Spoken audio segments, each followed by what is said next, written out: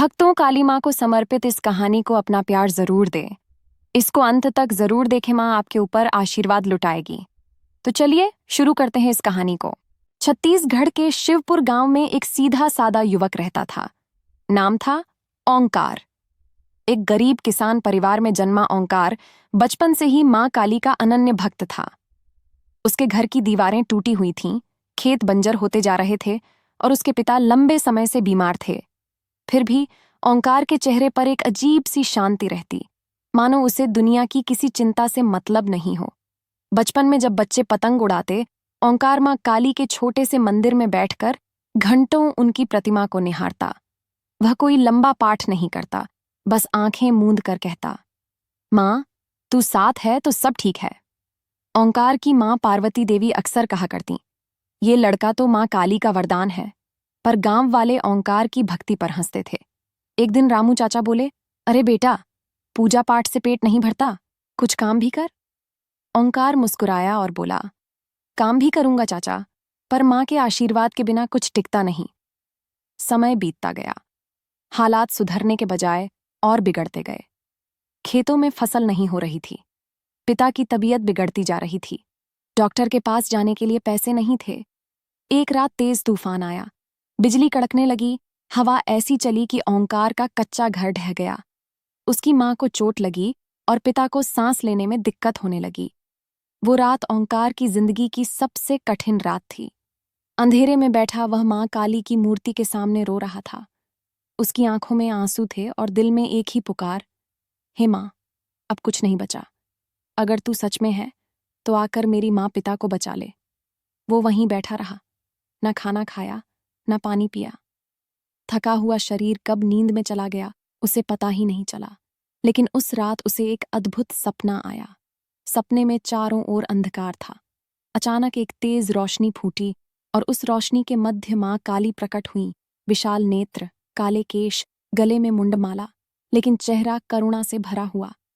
माँ ने ओंकार के सिर पर हाथ रखा और कहा, बेटा, तेरी पुकार मुझ तक पहुंची है, तू डगमगा मत। हर सच्चे भक्त की परीक्षा होती है। तुझसे जो हो सके तू कर, बाकी मैं संभाल लूंगी। ओंकार की आंख खुली तो दिल में एक नई ऊर्जा थी। बाहर तूफान थम चुका था। उसने बिना रुके अपने घर की टूटी छत को ढकना शुरू किया, माँ की मरहम पट्टी की और पिता के लिए जंगल से जड़ी बूटियां लाया। कोई मदद नहीं कर रहा था, लेकिन वह रुका नहीं। गांव वाले चुपचाप देख रहे थे। कुछ के चेहरे पर आश्चर्य था, कुछ में सम्मान। जिन लोगों ने उसकी भक्ति का मजाक उड़ाया था, अब वे उसकी मेहनत और विश्वास से हिल गए थे। धीरे धीरे माँ की चोटें ठीक होने लगीं, पिता की सांसें सामान्य होने लगीं, घर की टूटी ईंटें जुड़ने लगीं। खेत में हल चलाने की तैयारी शुरू हो गई। ओंकार हर सुबह मंदिर जाकर कहता, माँ, तूने मेरी परीक्षा ली, पर मैं तुझसे दूर नहीं हुआ। पर यह तो बस शुरुआत थी। माँ काली ने ओंकार की भक्ति को स्वीकार कर लिया था, लेकिन अब भी उसकी भक्ति की अग्नि परीक्षा बाकी थी। तूफान के बाद शिवपुर गांव में सब धीरे धीरे सामान्य होने लगा था। खेतों में लोग फिर से हल चलाने लगे थे। घरों की छतें फिर से उठ रही थीं। लेकिन ओंकार के जीवन में कुछ और गहराई आ चुकी थी। माँ काली का सपना, उनकी करुणामयी दृष्टि और वह आशीर्वाद, सब कुछ जैसे उसकी रूह में बस गया था। अब वह हर सुबह मंदिर जाकर माँ को ताजे फूल चढ़ाता, दीप जलाता और फिर खेतों की ओर निकल जाता। जब थक जाता तो रात को वापस आकर माँ की मूर्ति के आगे बैठ जाता और कहता, माँ, आज मैंने 10 कदम बढ़ाए, पर मंजिल कितनी दूर है ये मुझे नहीं पता, बस तू साथ रहना। गांव के कुछ लोग अब उसे सम्मान देने लगे थे। जो पहले हंसते थे, अब उसकी मेहनत और विश्वास को देखकर चुप हो जाते। लेकिन गांव का ही एक व्यक्ति था, शंभू, जो ओंकार से जलता था। शंभू एक संपन्न किसान था, पर अहंकार में डूबा हुआ। वह सोचता, ये गरीब ओंकार कैसे इतना सम्मान पा गया। शंभू ने एक दिन ओंकार के खेत की सीमा पर हल चलाकर जानबूझकर उसकी भूमि में नुकसान पहुंचा दिया।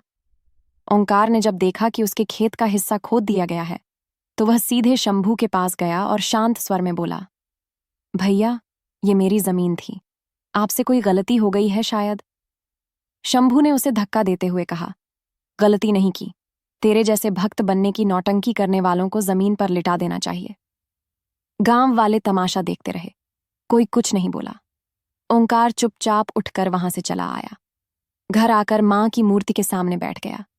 उसका मन विचलित था, पर होठों पर अब भी वही पुकार थी, हे मां, तुझसे बड़ा कोई न्याय नहीं करता, मुझे बस तू सच्चा रहने की शक्ति दे। रात को फिर वही दिव्य अनुभूति हुई। सपने में मां काली ने कहा, प्यारे भक्त, सत्य की राह कठिन होती है, तुझे नीचा दिखाने वाले बहुत आएंगे, पर तेरा सिर तभी ऊंचा रहेगा जब तू क्रोध पर विजय पाएगा।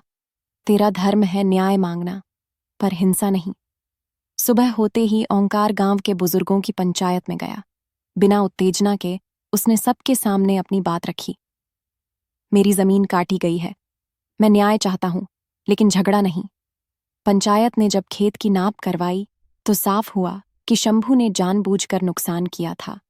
पंचायत ने उसे माफी मांगने और नुकसान भरने का आदेश दिया। गांव के लोगों ने ओंकार की सत्यनिष्ठा और संयम की सराहना की। शंभू की आंखों में शर्म थी, पर ओंकार ने उसके सामने हाथ जोड़कर कहा, आप मेरे बड़े हैं, मैंने आपको कभी शत्रु नहीं माना। मेरी मां सिखाती हैं कि क्षमा भी वीरता है। गांव में यह बात फैल गई कि ओंकार न केवल मां काली का भक्त है, बल्कि सच्चा इंसान भी है। लेकिन मां काली की योजना अभी पूरी नहीं हुई थी। उस रात फिर स्वप्न में मां प्रकट हुईं। इस बार उनकी आंखों में गंभीरता थी। उन्होंने कहा, अब तुझे गांव से बाहर जाना होगा। तेरी भक्ति को उस जगह ले चल जहां अधर्म का अंधकार गहराता जा रहा है। तैयार हो जा ओंकार, एक नई राह तेरा इंतजार कर रही है। ओंकार की आंखें खुलीं तो भीतर एक गूंज थी, कुछ बदलने वाला है। मां के आदेश का पालन करना है, चाहे राह कितनी भी कठिन क्यों न हो। सुबह की पहली किरण जैसे ही ओंकार के आंगन में उतरी, वह गहरी सोच में डूबा बैठा था। मां काली का स्वप्न अब सिर्फ एक सपना नहीं लग रहा था, यह एक बुलावा था, किसी अनजानी दिशा में, किसी विशेष कार्य के लिए। पर उस बुलावे के साथ एक प्रश्न भी था, क्या वह सच में गांव छोड़ पाएगा? शिवपुर गांव उसकी जन्मभूमि थी। वहीं मां पिता थे, खेत थे, मंदिर था, और वह छोटी सी मूर्ति भी, जिसके आगे बैठकर वह बचपन से मां को याद करता आया था। पर अब मां खुद बुला रही थीं। वह कैसे मना कर सकता था? मां पार्वती देवी ने बेटे की आंखों में बेचैनी पढ़ ली। बोली, बेटा, कुछ परेशान लग रहा है, कोई बात है तो बता। ओंकार ने मां का हाथ पकड़कर कहा, मां काली ने स्वप्न में मुझे आदेश दिया है कि मुझे गांव से बाहर जाना होगा, अधर्म से लड़ना होगा। लेकिन मैं आपको और पिताजी को छोड़कर कैसे जाऊं? पार्वती देवी मुस्कुराईं। उनकी आंखों में गर्व था। बेटा, जब कोई मां अपने बेटे को देवी को समर्पित कर देती है, तो फिर उसे रोकने का कोई हक नहीं होता। जा, तुझे जहां बुलावा मिला है, वहां जरूर कोई बड़ा कारण होगा। ओंकार ने झोले में थोड़े से चावल, एक लोटा जल, मां काली की तस्वीर और गीता की एक पुरानी प्रति रखी। मंदिर गया, मां के चरणों में माथा टेका और आंखों में नम्रता लिए बोला, मां, मुझे नहीं पता कहाँ जाना है, पर तू है तो सब रास्ते मिल जाएंगे। गांव छोड़ते वक्त कुछ बुजुर्ग और बच्चे उसे विदा करने आए। सबकी आंखों में सवाल थे, लेकिन ओंकार की आंखों में सिर्फ विश्वास। पगडंडी पर चलते हुए ओंकार को कोई मंजिल नहीं दिख रही थी। बस इतना पता था कि मां ने बुलाया है, और मां बुलाए तो रास्ते खुद ब खुद खुल जाते हैं। 3 दिन की यात्रा के बाद वह एक कस्बे में पहुंचा। नाम था भीरगंज। ये कस्बा बाहर से तो सामान्य लगता था, लेकिन भीतर एक अजीब सी बेचैनी थी। लोग डरे हुए रहते, बच्चों को जल्दी घर बुला लेते, और मंदिर के द्वार अक्सर बंद रहते। ओंकार ने एक बूढ़े बाबा से पूछा, बाबा, यहां लोग इतने डरे डरे क्यों हैं? बाबा ने धीरे से कहा, बेटा, यहां एक आदमी है, नाम है कालिया। पहले साधु बनकर आया था, फिर धीरे धीरे लोगों को डराकर, धन लेकर खुद को ईश्वर बताने लगा। जो विरोध करता है उसका घर जला दिया जाता है। मंदिर में मां की मूर्ति को भी हटवा दिया गया। ओंकार के भीतर कुछ सुलग उठा। मां की मूर्ति हटवा दी और लोग चुप हैं? बाबा बोले, भय ने सबकी आवाज छीन ली है बेटा। अब अगर तू सच में मां का भक्त है तो शायद तू ही कुछ कर सके। रात को ओंकार एक सूनी जगह बैठा, मां की तस्वीर अपने सामने रखी और दिया जलाकर आंखें बंद कीं। उसकी सांसें गहरी थीं और मन में मां से संवाद चल रहा था। मां, तूने भेजा है, पर तेरी शक्ति के बिना मैं कुछ नहीं कर सकता। मुझे रास्ता दिखा। धीरे धीरे हवा चलने लगी, जैसे कोई आहट आई हो। एक अदृश्य उपस्थिति ने उसे छुआ। वह डर नहीं रहा था, बस सिहरन सी थी। तभी एक धीमी आवाज उसके भीतर गूंज उठी। तू अकेला नहीं है ओंकार, मेरी शक्ति तेरे भीतर है। उठ। और अन्याय के खिलाफ पहला दीपक जला। अगले दिन सुबह ओंकार ने गांव के पुराने मंदिर की टूटी दीवारों को साफ किया। लोगों ने देखा तो चुपचाप तमाशा देखने लगे। किसी ने पास आकर पूछा, डर नहीं लगता कालिया से? ओंकार ने मुस्कुराकर जवाब दिया, मैं मां काली का भक्त हूं। डर सिर्फ वहीं टिकता है जहां आस्था कमजोर हो, यहां नहीं। शाम तक वह मंदिर की सफाई करता रहा, झाड़ू लगाया, टूटे हुए दीपक जोड़े। लोगों के भीतर एक हलचल सी शुरू हो गई थी। पर कालिया को ये खबर मिल चुकी थी। उसका क्रोध अब सुलग रहा था। क्या ओंकार का दीपक अंधकार को चीर पाएगा? भीरगंज की सूनी गलियों में अब एक नई हवा बहने लगी थी। ओंकार के हाथों से मंदिर की टूटी दीवारें साफ हो चुकी थीं। दरवाजे पर दीपक टिमटिमा रहा था। वर्षों बाद किसी ने मां काली का नाम इतने विश्वास से लिया था। गांव के बुजुर्ग चुपचाप उस मंदिर के सामने बैठ जाते और बच्चों की आंखों में आश्चर्य के साथ उम्मीद की झलक उभर आई थी। लेकिन यह सब कालिया तक भी पहुंच चुका था। कालिया, जो पहले भगवा वस्त्र पहनकर तपस्वी के रूप में आया था, अब एक क्रूर व्यक्ति बन चुका था। वह भय फैलाता, लोगों से जबरन दक्षिणा लेता और अपनी झूठी शक्ति का प्रचार करता। जिसने विरोध किया, उसके घर आग लगी, व्यापार उजड़ गया या किसी पर चोरी का झूठा आरोप लग गया। कालिया के आदमी जब ओंकार की हरकतों की खबर लेकर उसके पास पहुंचे तो उसने जोर से ठहाका लगाया, एक और भक्त आया है, मां काली की सफाई कर रहा है। अच्छा, भेजो उसे मेरे पास। उधर ओंकार ने मंदिर में एक छोटी सी आरती शुरू कर दी थी। कोई ढोल नहीं, कोई घंटा नहीं, सिर्फ एक दिया, मां की तस्वीर और ओंकार की आंखों में जलता विश्वास। धीरे धीरे 2-4 लोग भी उसके साथ बैठने लगे। तीसरे दिन कालिया के गुर्गे मंदिर में आ धमके। उन्होंने ओंकार को घेर लिया और कहा, ये सब बंद कर, नहीं तो अच्छा नहीं होगा। ओंकार ने शांति से कहा, मैं किसी को नुकसान नहीं पहुंचा रहा, मैं सिर्फ मां की सेवा कर रहा हूं। अगर तुम्हें डर है तो वो तुम्हारे कर्मों से है, मेरी भक्ति से नहीं। गुर्गे उसे धमकाकर चले गए, पर ओंकार टस से मस नहीं हुआ। रात को फिर मां काली का सपना आया। मां गंभीर थीं, पर चेहरे पर गहराई थी। उन्होंने कहा, ओंकार, अब समय है अपने भीतर की शक्ति को पहचानने का। तू दीपक बन चुका है, अब अग्नि भी बन। न्याय बिना साहस के अधूरा होता है। सुबह ओंकार ने गांव के चौक पर जाकर एक छोटी सभा रखी। उसने वहां बैठे लोगों से कहा, आप सब डरे हुए हैं, लेकिन डर से कोई नहीं बचता, सिर्फ सत्य से बचाव होता है। कालिया ने आपकी आस्था छीनी है, क्या आप उसे वापस नहीं लेना चाहेंगे? लोग चुप थे, पर उनकी आंखें बोल रही थीं। उसी समय कालिया का रथ गांव के बीचों बीच आया। वह अपने भारी वस्त्रों और चेलों के साथ उतरा। उसका चेहरा कठोर था, पर आंखों में घबराहट थी। उसे समझ नहीं आ रहा था कि एक साधारण युवक इतने कम समय में लोगों का विश्वास कैसे जीत रहा है। तू कौन है जो मेरे क्षेत्र में मेरी सत्ता को चुनौती दे रहा है? कालिया गरजा। ओंकार ने शांत स्वर में कहा, मैं मां काली का भक्त हूं, और जहां मां की शक्ति है वहां अधर्म नहीं टिक सकता। कालिया ने हंसते हुए कहा, शब्दों से लड़ाई नहीं होती बालक। शक्ति चाहिए, पैसा चाहिए, डर चाहिए, तेरे पास क्या है? ओंकार ने मां की तस्वीर को उठाकर कहा, मेरे पास मां है, और मां के होते हुए कोई डर नहीं टिकता। इतना कहते ही अचानक तेज हवा चली। मंदिर की घंटी अपने आप बज उठी। आकाश में काले बादल घिर आए। लोग सिहर उठे। कालिया के चेले इधर उधर देखने लगे। कालिया थोड़ा पीछे हटा और बोला, ये तो संयोग है, पर अगली बार मैं खुद आऊंगा। देखता हूं कितनी शक्ति है तेरी मां में। वह चला गया, पर ओंकार के आसपास अब और लोग खड़े हो चुके थे। किसी ने चुपचाप कहा, ओंकार, आज पहली बार हमें डर के खिलाफ खड़े होने की हिम्मत मिली है। ओंकार मुस्कुराया और बोला, ये मेरी नहीं, मां की शक्ति है। अब हमें मिलकर अंधकार को खत्म करना होगा। शाम को ओंकार ने मंदिर में एक बड़ी आरती की। लोग आए, दीपक लाए, और वर्षों बाद मां काली के नाम की गूंज फिर से भीड़गंज की हवाओं में फैलने लगी। लेकिन कालिया चुप नहीं बैठने वाला था। भीरगंज की हवाओं में अब माँ काली का नाम फिर से गूंजने लगा था। मंदिर में हर शाम आरती होने लगी थी और लोग अब छुपकर नहीं बल्कि गर्व से माँ के सामने दीप जलाते थे। ओंकार की भक्ति ने लोगों में साहस जगा दिया था। लेकिन जहां भक्ति होती है वहां परीक्षा भी होती है, और अब कालिया की परीक्षा नहीं, ओंकार की परीक्षा शुरू होने जा रही थी। कालिया को अब यह बात चुभने लगी थी कि उसका डर कमजोर हो रहा है। एक सादा कपड़े पहनने वाला युवक उसके सालों के साम्राज्य को चुनौती दे रहा है, और वह चाहकर भी उसे दबा नहीं पा रहा। वह जानता था कि अगर लोगों की आस्था फिर से लौट आई तो उसका खेल खत्म हो जाएगा।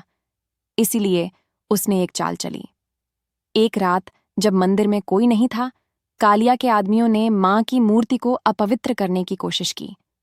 उन्होंने वहां मांस फेंका, दियों को बुझा दिया और दीवारों पर कालिख पोत दी।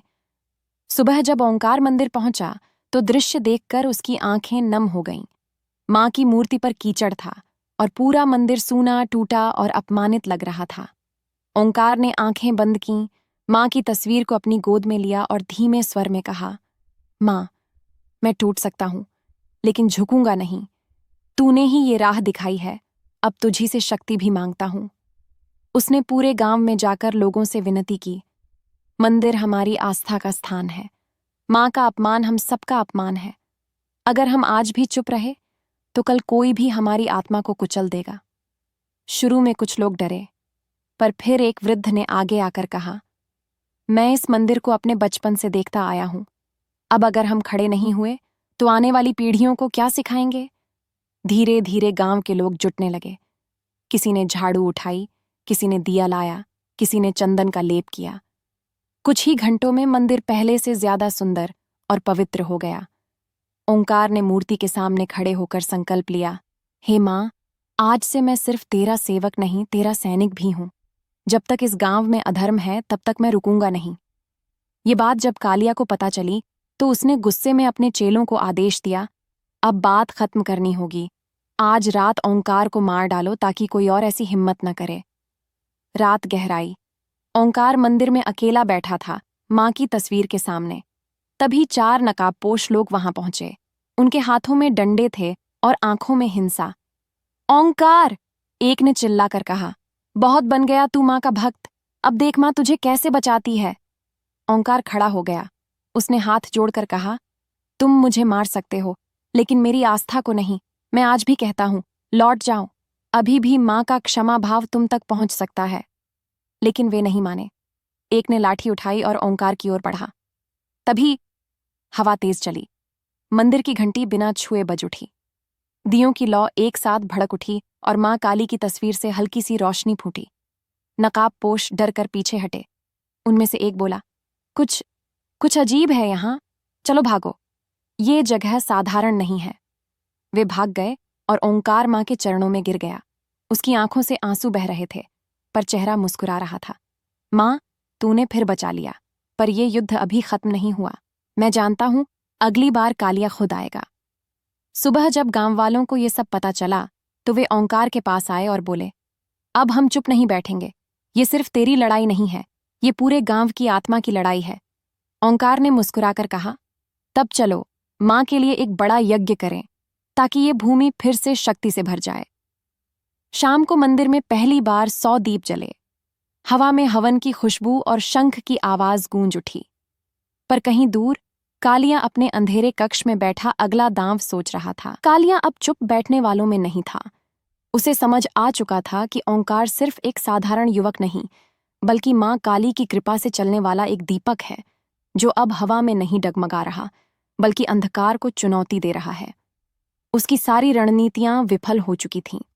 अब उसे खुद मैदान में उतरना ही था।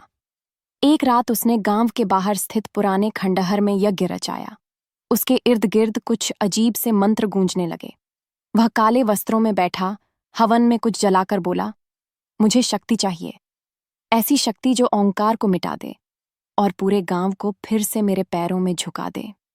हवा थम गई, पेड़ स्थिर हो गए और उस हवन कुंड से निकला धुआं सीधा आकाश की ओर उठा।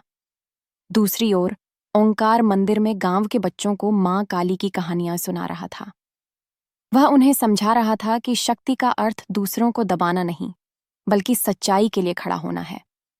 तभी एक महिला दौड़ती हुई आई और बोली, ओंकार, गांव के किनारे के खेतों में आग लग गई है। जानवर और फसल दोनों जल रहे हैं। ओंकार तुरंत उठा और गांव वालों को लेकर दौड़ा। उसने लोगों की मदद से पानी पहुंचाया, जानवरों को बचाया और फसलों के बचे हिस्सों को हटवाया। लेकिन नुकसान भारी था। ओंकार समझ गया कि यह कोई सामान्य घटना नहीं, यह कालिया की चेतावनी थी। उसी रात मां काली फिर स्वप्न में प्रकट हुईं। उन्होंने कहा, ओंकार, अंधकार अब तूफान बन चुका है, लेकिन तू मत घबरा। जब तू एक होकर खड़ा होता है, तब मेरी शक्ति तेरे पीछे होती है। अब समय है जब तू पूरे गांव को अपने साथ खड़ा करे। सुबह होते ही ओंकार ने गांव की चौपाल पर सभी को बुलाया। उसने कहा, ये आग केवल खेतों में नहीं लगी, ये हमारी आस्था, हमारी एकता और हमारे भविष्य को जलाने आई है। क्या हम फिर से डर के पीछे छिप जाएंगे, या अब उस आग को बुझाने के लिए मां के नाम की मशाल जलाएंगे? कुछ पल की चुप्पी के बाद गांव का हर व्यक्ति खड़ा हो गया। बूढ़े, बच्चे, महिलाएं, सभी ने एक स्वर में कहा, हम मां के भक्त हैं, हम अन्याय नहीं सहेंगे। ओंकार ने गांव के हर घर से एक दिया मंगवाया और मंदिर के सामने एक लंबी कतार लगवाई। हर दिया मां के चरणों में रखा गया। फिर एक बड़ा यज्ञ रचा गया, गांव की रक्षा, सत्य की विजय और अधर्म के अंत की प्रार्थना के साथ। पर कालिया को ये सब देख गुस्सा आ गया। उसने ऐलान किया, अगर ये यज्ञ सुबह तक बंद नहीं हुआ तो मैं खुद आऊंगा और उस मंदिर को अपने हाथों से मिटा दूंगा। गांव कांप उठा, लेकिन ओंकार ने मुस्कुराकर कहा, अब मां की शक्ति जाग चुकी है, अब डर नहीं, सिर्फ भक्ति बोलेगी।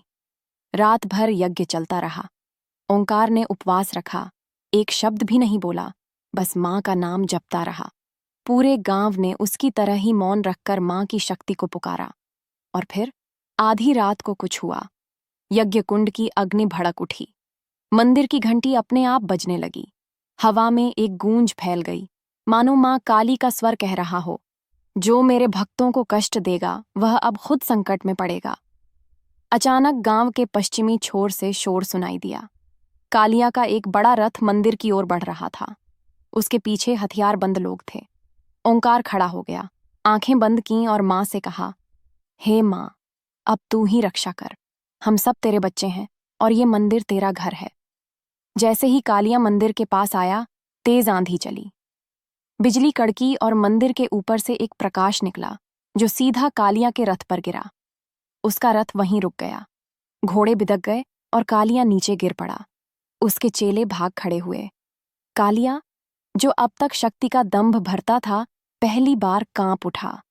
उसकी आंखों के सामने मां काली की मूर्ति की आंखें चमक रही थीं। वह घुटनों के बल गिरा और बोला, मुझे क्षमा करो, मुझे नहीं पता था कि तुम सच में अपने भक्तों की रक्षा करती हो। ओंकार उसके पास गया, उसका सिर उठाया और कहा, मां, हर एक को क्षमा कर सकती हैं अगर पश्चाताप सच्चा हो, लेकिन अब ये गांव तेरे डर के नीचे नहीं, मां की छाया में जिएगा। कालिया की आंखों से आंसू बहने लगे। वह चुपचाप उठा और गांव छोड़कर चला गया। गांव में पहली बार शांति की सांस ली गई। गांव में अंधकार का बादल छंट चुका था। कालिया की हार ने लोगों को सिर्फ राहत नहीं दी, बल्कि एक नई ऊर्जा दी थी।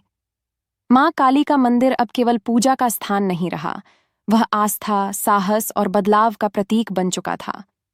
ओंकार अब हर किसी की आंखों में एक प्रेरणा था, लेकिन उसके मन में अब भी एक प्रश्न था, क्या यही उसका अंतिम उद्देश्य था? एक रात जब ओंकार मंदिर में मां काली की आरती कर रहा था, उसकी आंखों से अनजाने आंसू बह निकले।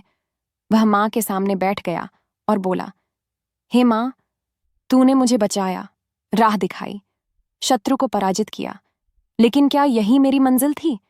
क्या अब मुझे यहीं रुक जाना चाहिए? उसी क्षण मंदिर की घंटी बिना छुए बजने लगी। दियों की लौ अचानक शांत होकर स्थिर हो गई और ओंकार की आंखों के सामने मां काली की मूर्ति में से एक आभा निकली। एक मधुर, शांत और गूंजती हुई आवाज उसके कानों में आई, ओंकार, तेरा कार्य अभी पूरा नहीं हुआ।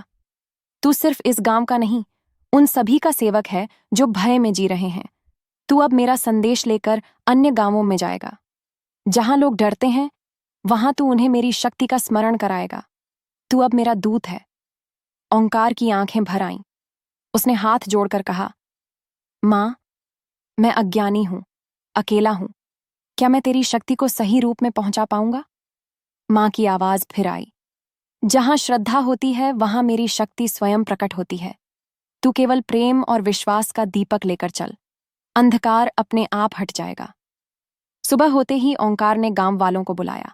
उसने सबके सामने माँ का आदेश सुनाया। गांव के लोग भावुक हो गए।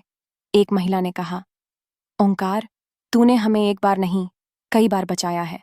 अब तू जहां जाएगा, हमारी दुआएं तेरे साथ रहेंगी। गांव के बच्चों ने मंदिर में ओंकार के लिए एक विशेष पूजा की और उसकी यात्रा के लिए आशीर्वाद मांगा। ओंकार ने मंदिर के आंगन से मिट्टी उठाई, उसे अपनी पोटली में रखा और कहा, यह मेरी माँ की धरती है। जहां भी जाऊंगा, ये मेरी शक्ति बनकर साथ रहेगी। उसने मंदिर की आखिरी बार परिक्रमा की, माँ के चरणों में सिर झुकाया और गांव से निकल पड़ा, एक नई यात्रा पर, एक नए उद्देश्य के साथ। पहला गांव जहां वह पहुंचा, उसका नाम था शिवपुर। ये गांव दिखने में समृद्ध था, लेकिन लोगों की आंखों में डर साफ झलकता था।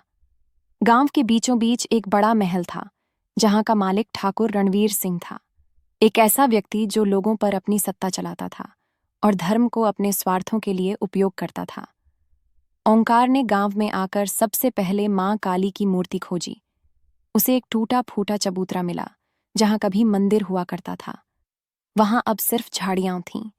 उसने गांव के बच्चों से पूछा, यहां मां काली का मंदिर क्यों नहीं है? एक बच्चा बोला, ठाकुर साहब कहते हैं कि देवी देवता से डरकर रहने की जरूरत नहीं, वे हमें पूजा करने से रोकते हैं। जिसने मंदिर बनाने की कोशिश की, उसे गांव से निकाल दिया गया। ओंकार को लगा जैसे शिवपुर भी उसी राह पर चल पड़ा है, जिस राह पर कभी भीरगंज था। उसने एक छोटे से स्थान पर मां की तस्वीर लगाई, कुछ दिए जलाए और भजन गाने लगा। शुरू में लोग दूर से देखते रहे, पर धीरे धीरे 2-3 वृद्ध महिलाएं वहां आ गईं।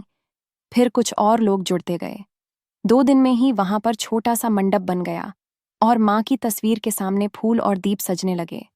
यह बात ठाकुर रणवीर को पता चली। उसने अपने आदमियों को भेजा और कहा, उस साधु को कहो कि यहां पूजा बंद करे। यहां सिर्फ मेरी मर्जी चलती है, देवी की नहीं।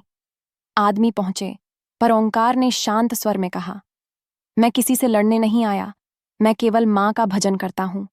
अगर इससे किसी को पीड़ा हो तो मैं चला जाऊंगा। लेकिन वहां मौजूद गांव वालों ने एक स्वर में कहा, नहीं, अब हम नहीं डरेंगे। मां काली का नाम अब हमारे होठों पर रहेगा। ठाकुर का डर अब हमें नहीं रोक सकता। ठाकुर यह सुनकर क्रोधित हो गया। उसने अगले दिन पूरे गांव को धमकी दी, अगर उस साधु ने पूजा नहीं बंद की तो मैं उस जगह को जला दूंगा। गांव सहम गया, पर इस बार ओंकार ने कहा, मैं अकेला था जब भीरगंज में मां की शक्ति ने अन्याय को रोका। अब यहां भी वही मां है, वही शक्ति है। अगर कोई दीप जलाने से डरता है तो अंधकार हमेशा बना रहेगा, लेकिन जो मां के नाम पर खड़ा होता है, उसे कभी हार नहीं मिलती। शाम को जब ठाकुर अपने आदमियों के साथ पूजा स्थल जलाने पहुंचा, तो वहां सैकड़ों गांव वाले पहले से खड़े थे, हाथों में दीपक लिए, आंखों में भक्ति लिए। आंधी चल रही थी, पर दीप नहीं बुझा। ठाकुर के कदम वहीं रुक गए। ठाकुर रणवीर के चेहरे पर अब तक जो दंभ और घमंड का नकाब था, वह गांव वालों की एकता और ओंकार की निडरता के सामने छटकने लगा था। चारों ओर दीपों की रोशनी फैली हुई थी। हर हाथ में एक दीपक था और हर आंख में मां काली की आस्था। यह दृश्य किसी युद्ध का नहीं, एक श्रद्धा के महासागर का था। ठाकुर ने अपनी तलवार निकाल ली और चिल्लाया, कौन है वो जो मेरी आज्ञा के खिलाफ यहां पूजा कर रहा है? मैं ठाकुर रणवीर हूं। इस गांव में मेरी इजाजत के बिना कुछ नहीं होता। ओंकार शांति से आगे बढ़ा और बोला, ठाकुर साहब, हम आपके खिलाफ नहीं हैं। हम सिर्फ अपने भय के खिलाफ खड़े हैं। आपने लोगों को इतने वर्षों तक डरा कर रखा, लेकिन अब ये लोग सिर्फ आपके डर से नहीं, मां काली की शक्ति से जीना सीख गए हैं।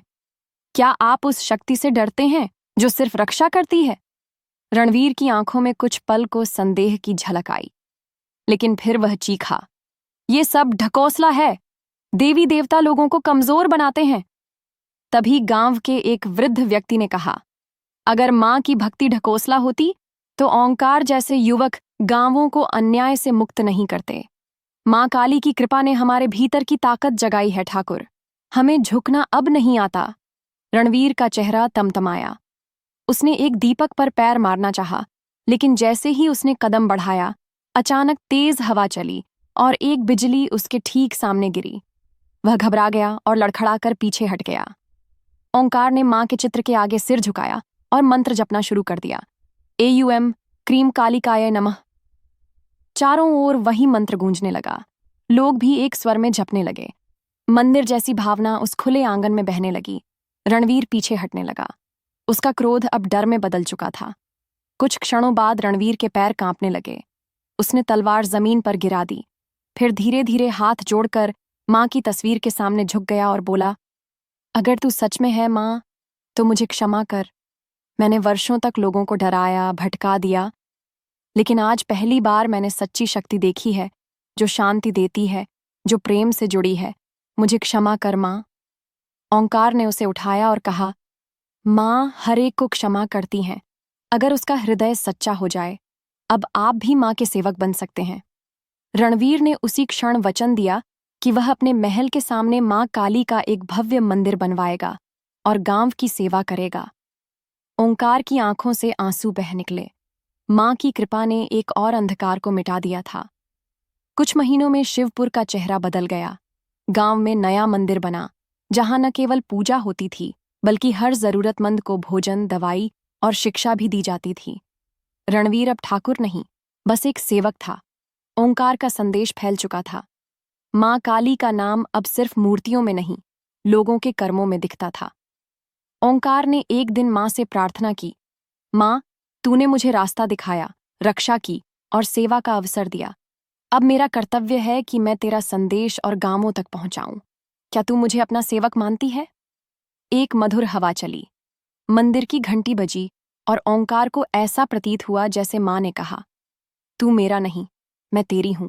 ओंकार, जहां तू होगा, वहां मेरी छाया हमेशा साथ होगी। उस दिन से ओंकार एक स्थान पर नहीं रुका। हर गांव, हर अंधकार में वह मां का दीप लेकर पहुंचता और लोग खुद कहने लगे, जहां ओंकार जाता है, वहां मां काली की कृपा उतरती है।